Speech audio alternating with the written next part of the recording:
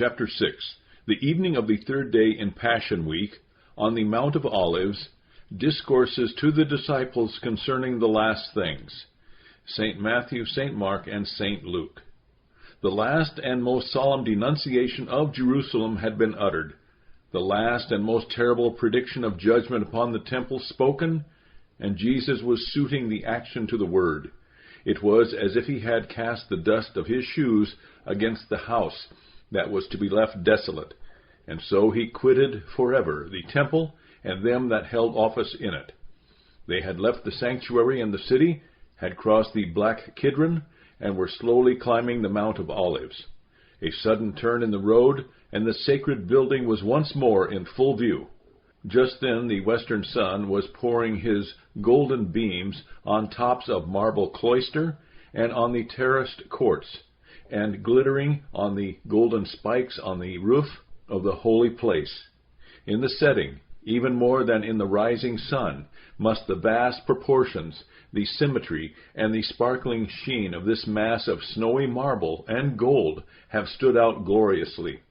And across the black valley and up the slopes of Olivet lay the dark shadows of these gigantic walls built of massive stones, some of them nearly 24 feet long. Even the rabbis, despite their hatred of Herod, grow enthusiastic and dream that the very temple walls would have been covered with gold, had not the variegated marble, resembling the waves of the sea, seemed more beauteous. It was probably as they now gazed on all this grandeur and strength that they broke the silence imposed on them by gloomy thoughts of the near desolateness of that house which the Lord had predicted. One and another pointed out to him those massive stones and splendid buildings, or speak of the rich offerings with which the temple was adorned. It was but natural that the contrast between this and the predicted desolation should have impressed them. Natural also that they should refer to it, not as a matter of doubt, but rather as of question. Then Jesus, probably turning to one, perhaps to the first or else the principal of his questioners, spoke fully of that terrible contrast between the present and the near future, when, as fulfilled with almost incredible literality, not one stone would be left upon another that was not upturned. In silence they pursued their way. Upon the Mount of Olives they sat down, right over against the temple. Whether or not the others had gone farther, or Christ had set apart with these four, Peter and James and John and Andrew are named, as those who now asked him further of what must have weighed so heavily on their hearts. It was not idle curiosity, although inquiry on such a subject, even merely for the sake of information, could scarcely have been blamed in a Jew. But it did concern them personally, for had not the Lord conjoined the desolateness of that house with his own absence? He had explained the former as meaning the ruin of the city and the utter destruction of the temple, but to his prediction of it had been added these words, "Ye shall not see me henceforth, till ye shall say, Blessed is he that cometh in the name of the Lord." In their view, this could only refer to his second coming, and to the end of the world as connected with it. This explains the twofold question which the four now addressed to Christ. Tell us, when shall these things be, and what shall be the sign of thy coming, and the consummation of the age? Irrespective of other sayings, in which a distinction between these two events is made, we can scarcely believe that the disciple could have conjoined the desolation of the temple with the immediate advent of Christ and the end of the world. For, in the saying which gave rise to their question, Christ had placed an indefinite period between the two. Between the desolation of the house and their new welcome to him would intervene a period of indefinite length, during which they would not see him again. The disciples could not have overlooked this, and hence neither their question, nor yet the discourse of our Lord, have been intended to conjoin the two. It is necessary to keep this in view when studying the words of Christ, and any different impression must be due to the exceeding compression in the language of St. Matthew, and to this, that Christ would purposely leave indefinite the interval between the desolation of the house and his own return. Another point of considerable importance remains to be noticed. When the Lord, on quitting the temple, said, "Ye shall not see me henceforth," he must have referred to Israel in their national capacity, to the Jewish polity in church and state. If so, the promise in the text of visible reappearance must also apply to the Jewish commonwealth, to Israel in their national capacity. Accordingly, it is suggested that in the present passage Christ refers to his advent, not from the general cosmic viewpoint of universal, but from the Jewish standpoint of Jewish history, in which the destruction of Jerusalem and the appearance of false Christs are the last events of national history, to be followed by the dreary blank and silence of the many centuries of the Gentile dispensation, broken and silence of the events that usher in his coming. Keeping in mind, then, that the disciples could not have conjoined the desolation of the temple with the immediate advent of Christ into his kingdom and the end of the world, their question to Christ was twofold. When would these things be, and what would be the signs of his royal advent and the consummation of the age? On the former, the Lord gave no information. To the latter, his discourse on the Mount of Olives was directed. On one point, the statement of the Lord had been so novel as almost to account for their question. Jewish writings speak very frequently of the so-called sorrows of the Messiah. These were partly those of the Messiah, and partly, perhaps chiefly, those coming of the Messiah. There can be no purpose in describing them in detail, since the particulars mentioned vary so much, and the descriptions are so fanciful, but they may generally be characterized as marking a period of internal corruption and of outward distress, especially of famine and war, of which land of Palestine was to be the scene, and in which Israel were to be the chief sufferers. As the rabbinic notices which we possess all date from after the destruction of Jerusalem, it is, of course, impossible to make any absolute assertion on the point. But, as a matter of fact, none of them refers to desolation of the city and temple as one of the signs or sorrows of the Messiah. It is true that isolated voices proclaim the fate of the sanctuary, but not in any connection with the triumphant advent of Messiah. And, if we are to judge from the hope entertained by the fanatics during the last siege of Jerusalem, they rather expected a divine, not doubt messianic, interposition to save the city and temple even at the last moment. When Christ, therefore, proclaimed the desolation of the house, and even placed it in indirect connection with his advent, he taught that which must have been alike new and unexpected. This may be the most suitable place for explaining the Jewish expectation connected with the advent of the Messiah.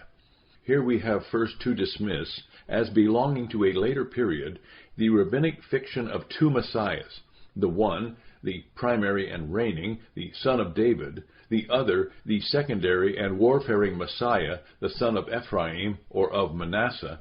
The earliest Talmud reference to this second Messiah dates from the 3rd century of our era, and contains the strange and almost blasphemous notices that the prophecy of Zechariah concerning the mourning for him whom they had pierced referred to Messiah the son of Joseph, who would be killed in the war of Gog and Magog, and that, when Messiah the son of David saw it, he asked life of God, who gave it to him, as it is written in Psalm 2, "Ask of me, and I will give thee," upon which God informed the Messiah that his father David had already asked and obtained this for him, according to Psalm 21:4. Generally, the Messiah, son of Joseph, is connected with the gathering and restoration of the 10 tribes. Later rabbinic writings connect all the sufferings of the Messiah for sin with the son of Joseph. The war in which the son of Joseph succumbed would finally be brought to a victorious termination by the son of David, when the supremacy of Israel would be restored and all nations walk in his light. It is scarcely matter for surprise that the various notices about the Messiah, son of Joseph, are confused and sometimes inconsistent, considering the circumstances in which this dogma originated. Its primary reason was, no doubt, controversial. When hardly pressed by Christian argumentation about the Old Testament prophecies of the sufferings of the Messiah, the fiction about the son of Joseph as distinct from the son of David would offer a welcome means of escape. Besides, when in the Jewish rebellion under the false Messiah Baruch, the son of a star, the latter succumbed to the Romans and was killed, the synagogue deemed it necessary to rekindle Israel's hope that had been quenched in blood by the picture to two Messiahs, of whom the first should fall in warfare, while the second, the son of David, would carry the contest to a triumphant issue. In general, we must here remember that there is a difference between three terms used in Jewish writings to designate that which is to succeed the present dispensation or world, although the distinction is not always consistently carried out. This happy period would begin with the days of the Messiah. These would stretch into the coming age and end with the world to come, although the latter is sometimes made to include the whole of that period. The most divergent opinions are expressed of the duration of the Messianic period. It seems like a round number when we are told that it would last for 3 generations. In the fullness discussion on the subject, the opinions of different rabbis are mentioned who variously fix the period at from 40 to 1, 2, and even 7,000 years, according to fanciful analogies. Where statements rest on such fanciful considerations, we can scarcely attach serious value to them, nor expect agreement. This remark holds equally true in regard to most of the other points involved. Suffice it to say that, according to general opinion, the birth of the Messiah would be unknown to his contemporaries, that he would appear, carry on his work, then disappear, probably for 45 days, then reappear again and destroy the hostile powers of the world, notably Edom, Armalos, the Roman power, the fourth and last world empire, sometimes it is said through Ishmael. Ransomed Israel would now be miraculously gathered from the ends of the earth and brought back to their own land, the 10 tribes sharing in their restoration, but this only on condition of their having repented of their former sins. According to the Midrash, all circumcised Israel would then be released from Gehenna, and the dead be raised, according to some authorities, by the Messiah, to whom God would give the key of the resurrection of the dead. This resurrection would take place in the land of Israel, and those of Israel who had been buried elsewhere would have to roll underground, not without suffering pain, till they reached the sacred soil. Probably the reason of this strange idea, which was supported by an appeal to the direction of Jacob and Joseph as to their last resting place, was to induce the Jews, after the final desolation of their land, not to quit Palestine. This resurrection, which is variously supposed to take place at the beginning or during the course of the Messianic manifestation, would be announced by the blowing of the great trumpet. It would be difficult to say how many of these strange and confused views prevailed at the time of Christ, which of them were universally entertained as real dogmas, or from what source they had been originally derived. Probably many of them were popularly entertained and afterwards further developed, as we believe, with elements distorted from Christian teaching. We have now reached the period of the coming age. All the resistance to God would be concentrated in the great war of Gog and Magog, and with it the prevalence of all the wickedness be conjoined. And terrible would be the straits of Israel. 3 times would the enemy seek to storm the holy city, but each time would the assault be repelled, at the last with complete destruction of the enemy. The sacred city would now be wholly rebuilt and inhabited, but oh, how different from of old! Its Sabbath boundaries would be strewed with pearls and precious gems. The city itself would be lifted to a height of some 9 miles, nay, with realistic application of Isaiah 49:20, it would reach up to the throne of God, while it would extend from Joppa as far as the gates of Damascus. For Jerusalem was to be the dwelling place of Israel, and the resort of all nations. But more glorious in Jerusalem would be the new temple which the Messiah was to rear, and to which those 5 things were to be restored which had been wanting in the former sanctuary: the golden candlestick, the ark, and heaven-lit fire on the altar, the Holy Ghost, and the cherubim. And the land of Israel would then be as wide as it had been sketched in the promise which God had given to Abraham, and which had never before been fulfilled, since the largest extent of Israel's rule had been only over 7 nations, whereas the divine promise extended it over 10, if not over the whole earth. Strangely realistic and exaggerated by Eastern imagination as these hopes sound, there is connected with them a point of deepest interest on which, as explained in another place, remarkable divergence of opinion prevailed. It concerns the services of the rebuilt temple and the observance of the law in Messianic days. One party here insisted on the restoration of all the ancient services and the strict observance of the Mosaic and Rabbinic law, nay, on its full imposition on the Gentile nation. But this view must have been at least modified by the expectation that the Messiah would give a new law. But was this new law to apply only to the Gentiles, or also to Israel? Here again there is divergence of opinions.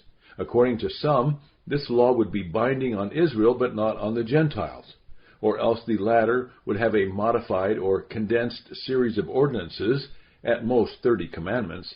But the new liberal view, and, as we may suppose, that most acceptable to the enlightened, was that in the future only these 2 festival seasons would be observed, the Day of Atonement and the Feast of Esther, or else that of Tabernacles, and that of all the sacrifices only thank offerings would be continued. Nay, opinion went even further, and many held that in Messianic days the distinctions of pure and impure, lawful and unlawful, as regarded food, would be abolished. There can be little doubt that these different views were entertained even in the days of our Lord and in apostolic times, and they account for the exceeding bitterness with which the extreme Pharisaic party in the church at Jerusalem contended that the Gentile converts must be circumcised, and the full weight of the yoke of the law laid on their necks. And with a view to this new law, which God would give to his world through the Messiah, the rabbis divided all time into 3 periods: the primitive, that under the law, and that of the Messiah. It only remains briefly to describe the beatitude of Israel, both physical and moral, in those days, the state of the nations, and lastly, the end of that age and its merging into the world to come. Morally, this would be a period of holiness, of forgiveness, and of peace. Without, there would be no longer enemies nor oppressors, and within, the city and land, a more than paradisical state would prevail, which is depicted in even more than the usual Eastern language. For that vast New Jerusalem, not in heaven but in the literal Palestine, angels were to cut gems 45 feet long and broad and place them in its gates. The windows and gates were to be of precious stones, the walls of silver, gold, and gems, while all kinds of jewels would be strewed about, of which every Israelite was at liberty to take. Jerusalem would be as large as, at present, all Palestine, and Palestine as all the world. Corresponding to this miraculous extension would be a miraculous elevation of Jerusalem into the air. And it is one of the strangest mixtures of self-righteousness and realism with deeper and more spiritual thoughts when the rabbis prove by references to the prophetic scriptures that every event and miracle in the history of Israel would find its counterpart, or rather larger fulfillment, in Messianic days. Thus, what was recorded of Abraham would, on account of his merit, find, clause by clause, its counterpart in the future. Let a little water be fetched. In what is predicted in Zechariah 14:8, wash your feet. In what is predicted in Isaiah 4:5, rest yourselves under the tree. In what is said in Isaiah 4:4, and I will fetch a morsel of bread, in the promise of Psalm 72:16. But by the side of this we find much coarse realism. The land would spontaneously produce the best dresses and the finest cakes. The wheat would grow as high as palm trees, nay, as the mountains, while the wind would miraculously convert the grain into flour and cast it into the valleys. Every tree would become fruit-bearing, nay, they were to break forth and to bear fruit every day. Daily was every woman to bear child, so that ultimately every Israelitish family would number as many as all Israel at the time of the Exodus. All sickness and disease and all that could hurt would pass away. As regarded death, the promise of its final abolition was, with characteristic ingenuity, applied to Israel, while the statement that the child should die 100 years old was understood as referring to the Gentiles and as teaching that, although they would die, yet their age would be greatly prolonged, so that a centurion would be regarded only as a child. Lastly, such physical and outward loss of rabbinism, regarded as the consequence of the fall, would be again restored to man. It would be easy to multiply quotations even more realistic than these, if such could serve any good purpose. The same literalism prevails in regard to the reign of King Messiah over the nations of the world. Not only is the figurative language of the prophets applied in the most external manner, but illustrative details of the same character are added. Jerusalem would, as the residence of the Messiah, become the capital of the world, and Israel take the place of the fourth world monarchy, the Roman Empire. After the Roman Empire, none other was to rise, for it was to be immediately followed by the reign of Messiah. But that day, or rather that of the fall of the 10 Gentile nations, which would inaugurate the empire of Messiah, was among the 7 things unknown to man. Nay, God had conjured Israel not to communicate to the Gentiles the mystery of the calculation of the times, but the very origin of the wicked world empire had been caused by Israel's sin. It had been ideally founded when Solomon contracted alliance with the daughter of Pharaoh, while Romulus and Remus rose where Jeroboam set up the worship of the 2 calves. Thus, what would have become the universal Davidic rule had, through Israel's sin, been changed into subjection to the Gentiles. Whether or not these Gentiles would in the Messianic future become proselytes seems a moot question. Sometimes it is affirmed, at others it is stated that no proselytes would then be received, and for this good reason, that in the final war and rebellion those proselytes would, from fear, cast off the yoke of Judaism and join the enemies. That war, which seems a continuation of that Gog and Magog, would close the Messianic era. The nations, who had hitherto given tribute to Messiah, would rebel against him, when he would destroy them by the breath of his mouth, so that Israel alone would be left on the face of the earth. The duration of that period of rebellion is stated to be 7 years. It seems at least a doubtful point whether a second or general resurrection was expected, the more probable view being that there was only one resurrection, and that of Israel alone, or, at any rate, only of the studious and the pious, and that this was to take place at the beginning of the Messianic reign. If the Gentiles rose at all, it would only be immediately again to die. Then the final judgment would commence. We must here once more make distinction between Israel and the Gentiles, with whom, nay, as more punishable than they, certain notorious sinners, heretics, and all apostates were to be ranked, whereas to Israel the Gehenna, to which all but the perfectly righteous had been consigned at death, had proved a kind of purgatory, from which they were all ultimately delivered by Abraham, or, according to some of the later Midrashim, by the Messiah. No such deliverance was in prospect for the heathen, nor for sinners of Israel. The question whether the fiery torments suffered, which are very realistically described, would at last end in annihilation, is one which at different times received different answers, as fully explained in another place. At the time of Christ, the punishment of the wicked was certainly regarded as of eternal duration. Rabbi Jose, a teacher of the 2nd century and a representative of the more rationalistic school, says expressly, "The fire of Gehenna is never quenched." and even the passage, so often, although only partially quoted, to the effect that the final torments of Gehenna would last for 12 months, after which body and soul would be annihilated, accepts from this a number of Jewish sinners, specially mentioned, such as heretics, Epicureans, apostates, and persecutors, who are designated as children of Gehenna.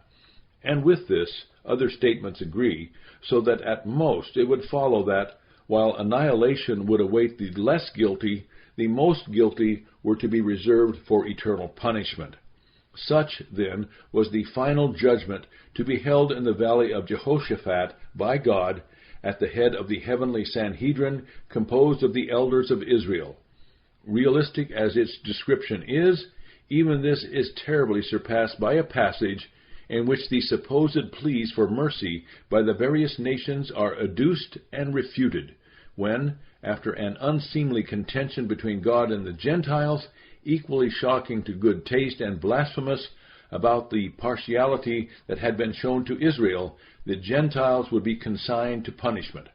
All this in a manner revolting to all reverent feeling. And the contrast between the Jewish picture of the Last Judgment and that outlined in the Gospel is so striking as alone to vindicate, were such necessary, the eschatological parts of the New Testament, and to prove what infinite distance there is between the teaching of Christ and the theology of the synagogue. After the final judgment, we must look for the renewal of heaven and earth. In the latter, neither physical nor moral darkness would any longer prevail, since the evil impulse would be destroyed, and renewed earth would bring forth all without blemish and in paradisical perfection, while alike physical and moral evil had ceased. Then began the world to come. The question, whether any functions or enjoyments of the body would continue, is variously answered. The reply of the Lord to the question of the Sadducees about marriage in the other world seems to imply that materialistic views on the subject were entertained at that time. Many rabbinic passages, such as about the great feast upon Leviathan and Behemoth, were prepared for the righteous in the latter days, confirm only too painfully the impression of grossly materialistic expectations. On the other hand, passages may be quoted in which the utterly unmaterial character of the world to come is insisted upon in most emphatic language. In truth, the same fundamental divergences here exist as on other points, such as the abode of the beatified, the visible or else invisible glory which they would enjoy, and even the New Jerusalem. And in regard to the latter, as indeed to all those references to the beatitudes of the world to come, it seems at least doubtful whether the rabbis may not have intended to describe rather the messianic days than the final winding up of all things.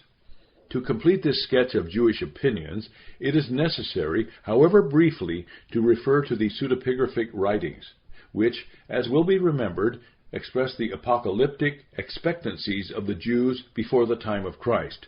But here we have always to keep in mind this twofold difficulty, that the language used in works of this kind is of a highly figurative character, and must therefore not be literally pressed, and the more than one of them, notably 4th Esdras, dates from post-Christian times, and was, in important respects, admittedly influenced by Christian teaching. But in the main, the picture of Messianic times in these writings is the same as presented by the rabbis. Briefly, the pseudepigraphic view may be thus sketched. Of the so-called Wars of the Messiah, there had been already a kind of prefigurement in the days of Antiochus Epiphanes, when armed soldiery had been seen to carry on warfare in the air. This sign is mentioned in the Sibylline books as marking the coming end, together with the sight of swords in the starlit sky at night, the falling of dust from heaven, the extinction of the sunlight, and appearance of the moon by day, and the dropping of blood from the rocks. A somewhat similar, though even more realistic, picture is presented in connection with the blast of the third trumpet in 4th Esdras, only that there the element of moral judgment is more clearly introduced.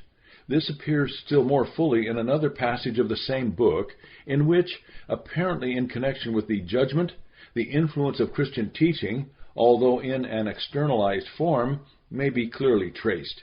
A perhaps even more detailed description of the wickedness, distress, and physical desolation upon earth at that time is given in the book of Jubilees.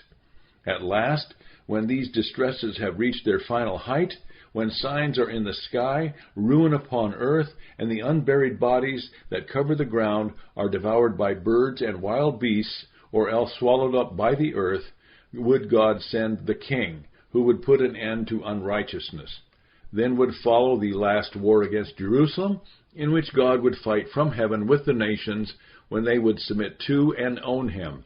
But while in the book of Enoch, and in another work of the same class, the judgment is ascribed to God, and the Messiah represented as appearing only afterwards, in the majority of those works the judgment or its execution is assigned to the Messiah. In the land thus restored to Israel, and under the rule of King Messiah, the New Jerusalem would be the capital, purified from the heathen, enlarged, nay, quite transformed. This Jerusalem had been shown to Adam before his fall, but after that both it and paradise had been withdrawn from him. It had again been shown to Abraham, to Moses, and to Ezra. The splendor of this New Jerusalem is described in most glowing language. Of the glorious kingdom thus instituted, the Messiah would be king, although under the supremacy of God. His reign would extend over the heathen nations. The character of their submission was differently viewed, according to the more or less Judaic standpoint of the writers. Thus, in the book of Jubilees, the seed of Jacob are promised possession of the whole earth. They would rule over all nations according to their pleasure, and after that draw the whole earth unto themselves, and inherit it forever. In the assumption of Moses, this ascendancy of Israel seems to be conjoined with the idea of vengeance upon Rome, although the language employed is highly figurative.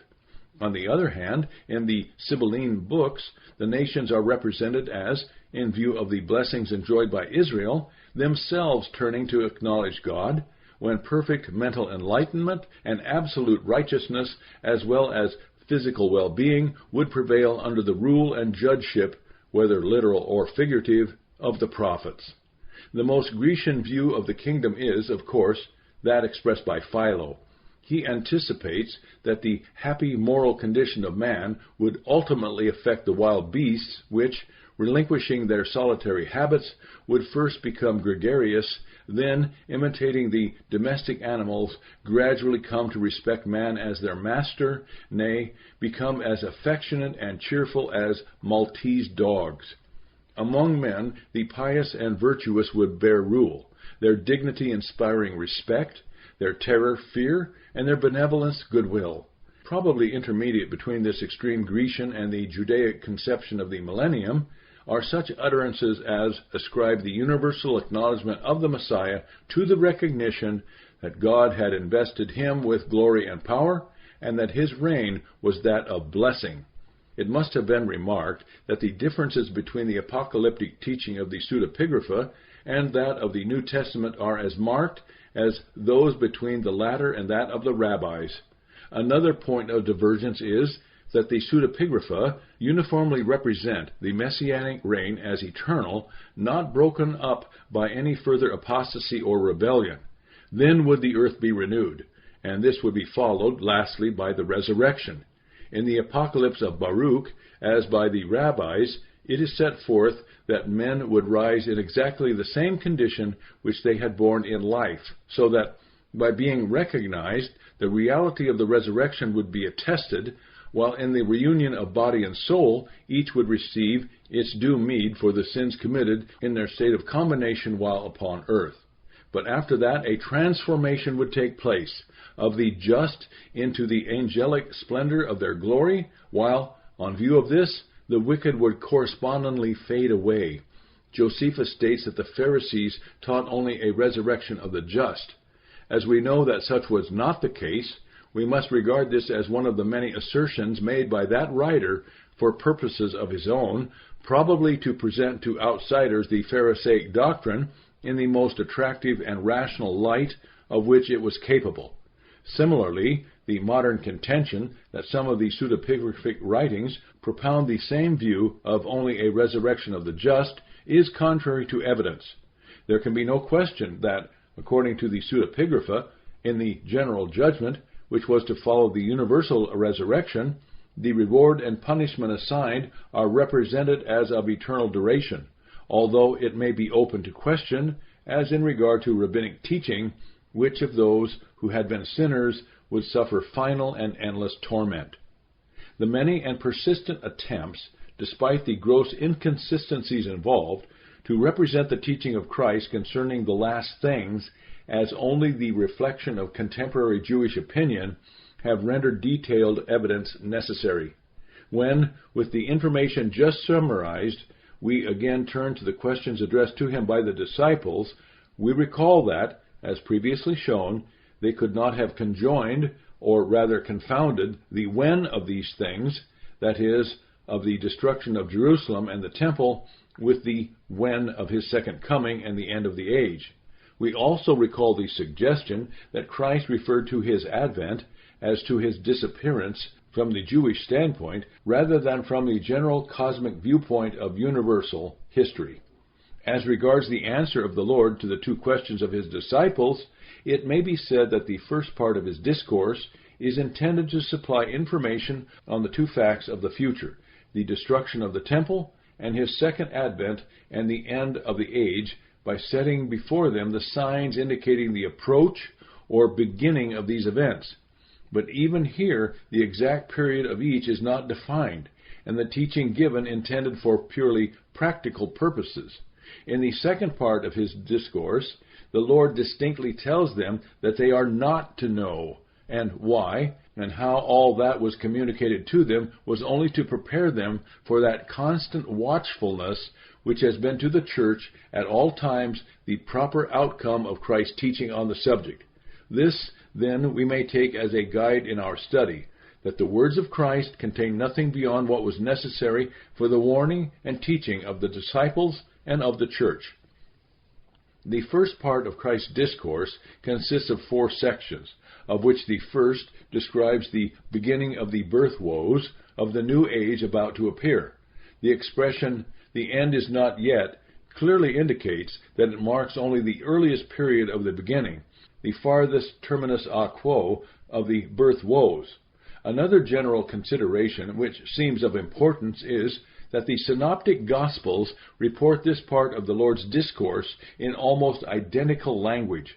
If the inference from this seems that their accounts were derived from a common source, say the report of St. Peter, yet this close and unvarying repetition also conveys an impression that the evangelists themselves may not have fully understood the meaning of what they recorded.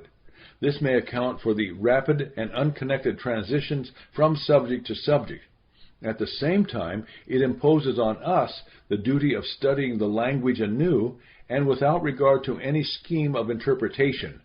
This only may be said that the obvious difficulties of negative criticism are here equally great, whether we suppose the narratives to have been written before or after the destruction of Jerusalem. 1.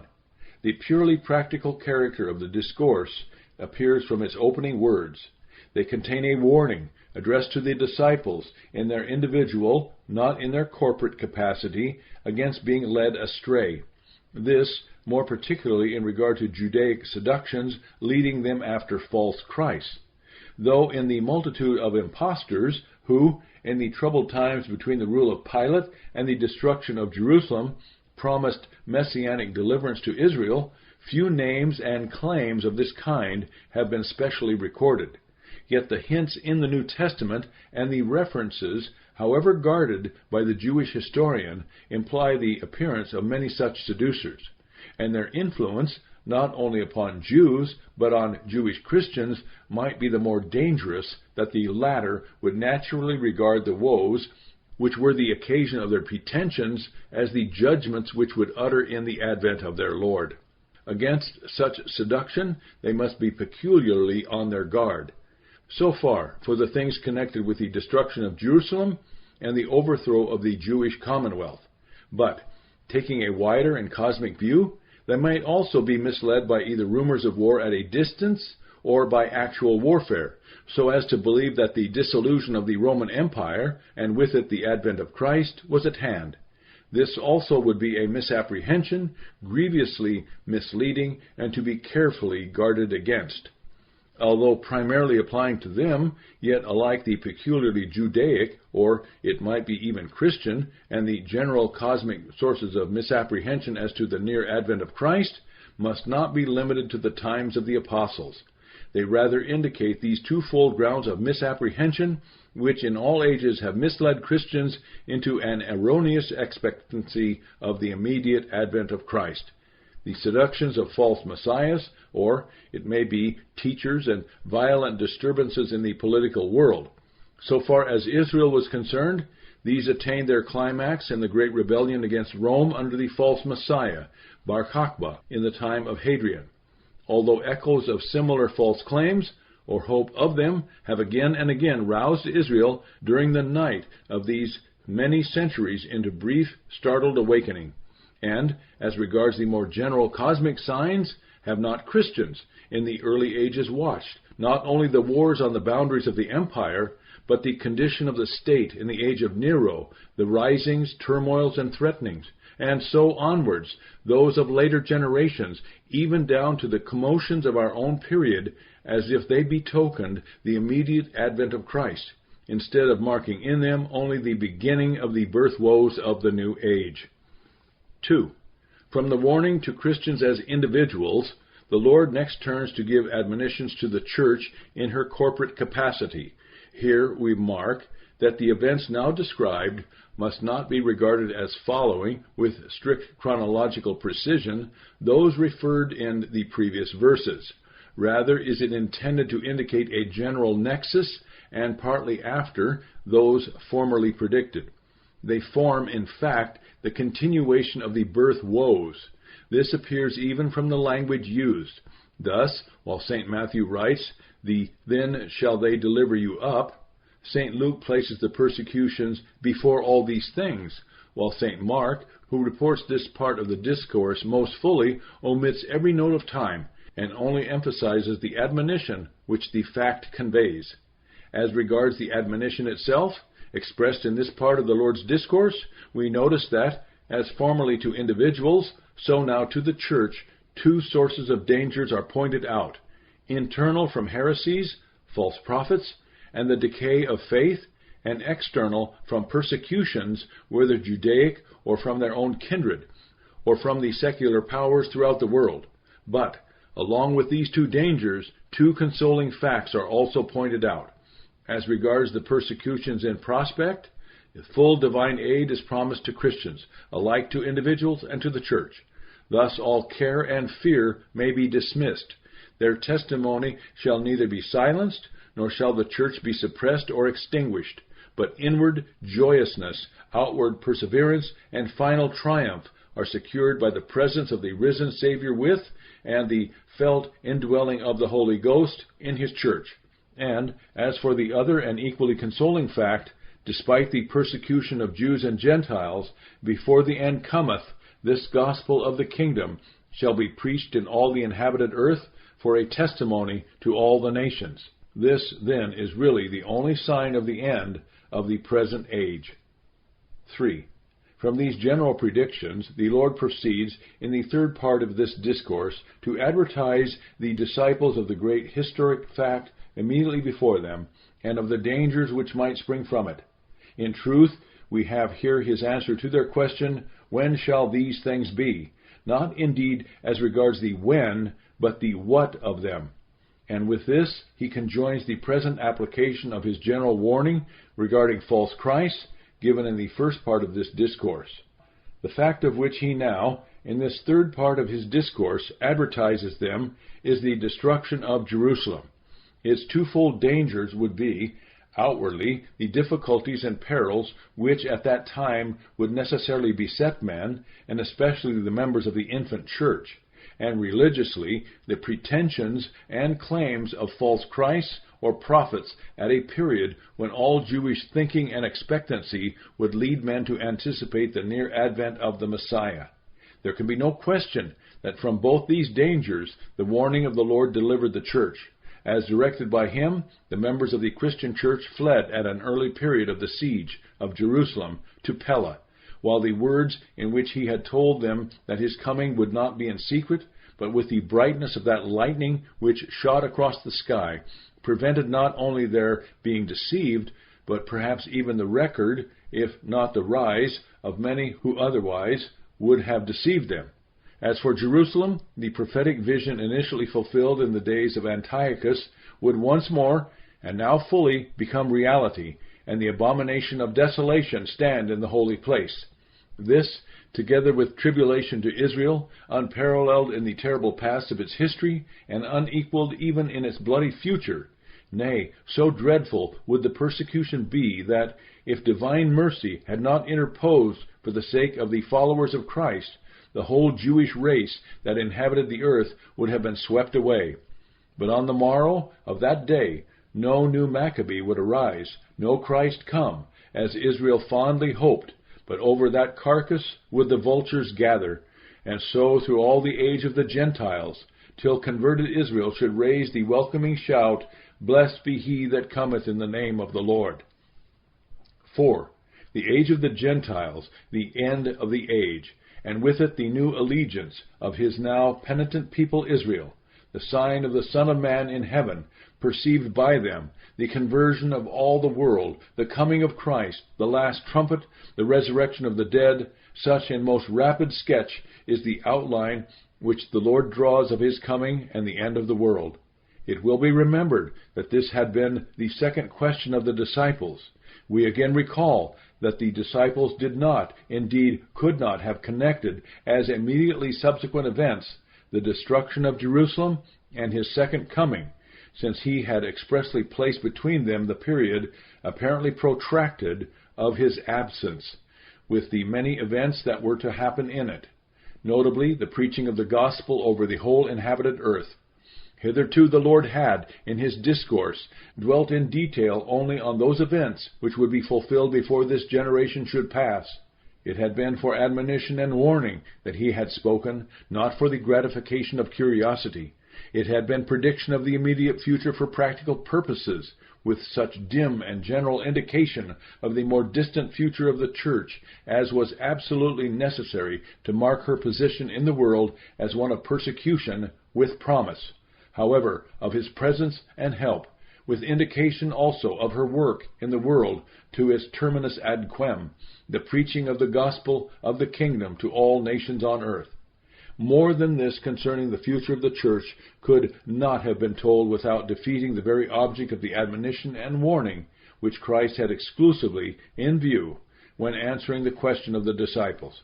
Accordingly, what follows in verse 29 describes the history, not of the church, far less any visible physical signs in the literal heavens, but in prophetic imagery, the history of the hostile powers of the world with its lessons. A constant succession of empires and dynasties would characterize politically, and it is only the political aspect with which we are here concerned, the whole period after the extinction of the Jewish state. Immediately after that would follow the appearance to Israel of the sign of the Son of Man in heaven, and with it the conversion of all nations, as previously predicted, the coming of Christ, and finally the blast of the last trumpet and the resurrection. 5. From this rapid outline of the future, the Lord once more turned to make present application to the disciples, nay, application also to all times. From the fig tree under which, on that spring afternoon, they may have rested on the Mount of Olives, they were to learn a parable. We can picture Christ taking one of its twigs, just as its softening tips were bursting into young leaf. Surely this meant that summer was nigh, not that it had actually come. The distinction is important, for it seems to prove that all these things which were to indicate to them that it was near, even at the doors, and which were to be fulfilled ere this generation had passed away, could not have referred to the last signs connected with the immediate advent of Christ, but must apply to the previous prediction of the destruction of Jerusalem and of the Jewish commonwealth. At the same time, we again admit that the language of the synoptists seems to indicate that they had not clearly understood the words of the Lord which they reported, and that in their own minds they had associated the last signs and the advent of Christ with the fall of the city. Thus may they have come to expect that blessed advent even in their own days. 2. It is at least a question whether the Lord, while distinctly indicating these facts and intended to remove the doubt and uncertainty of their succession from the minds of his disciples, to have done so would have necessitated that which, in the opening sentence of the second division of this discourse, he had expressly declared to lie beyond their ken. The when, the day and the hour of his coming, were to remain hidden from men and angels. Nay, even the Son himself, as they viewed him, and as he spake to them, knew it not. It formed no part of his present messianic mission, nor subject for his messianic teaching.